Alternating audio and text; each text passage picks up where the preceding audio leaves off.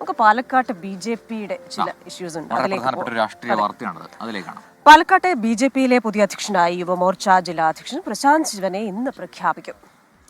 പ്രഖ്യാപനമുണ്ടായാൽ തൊട്ടു പിന്നാലെ കൗൺസിലർ സ്ഥാനം രാജിവെക്കാനാണ് ഇടഞ്ഞു നിൽക്കുന്നവരുടെ തീരുമാനം. ചട്ടങ്ങൾ മറികടന്ന് പ്രശാന്ത് ശിവന് വേണ്ടി ഇടപെട്ടു എന്നതാണ് മുതിർന്ന നേതാക്കളെ ചൊടിപ്പിച്ചത്.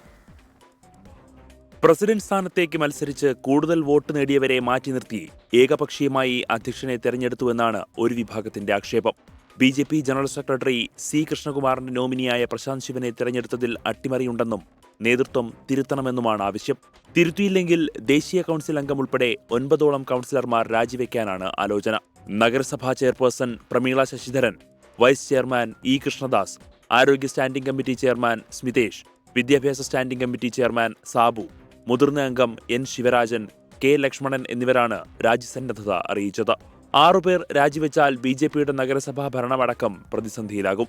ദേശീയ നേതൃത്വം അംഗീകരിച്ച ജില്ലാ പ്രസിഡന്റ് സ്ഥാനങ്ങൾക്ക് മാറ്റമുണ്ടാകില്ലെന്ന് ഇന്നലെ സംസ്ഥാന അധ്യക്ഷൻ K. സുരേന്ദ്രൻ പറഞ്ഞിരുന്നു. രാവിലെ 10:30 പുതിയ ജില്ലാ അധ്യക്ഷനെ പാർട്ടി പ്രഖ്യാപിക്കും. 24 പാലക്കാട്.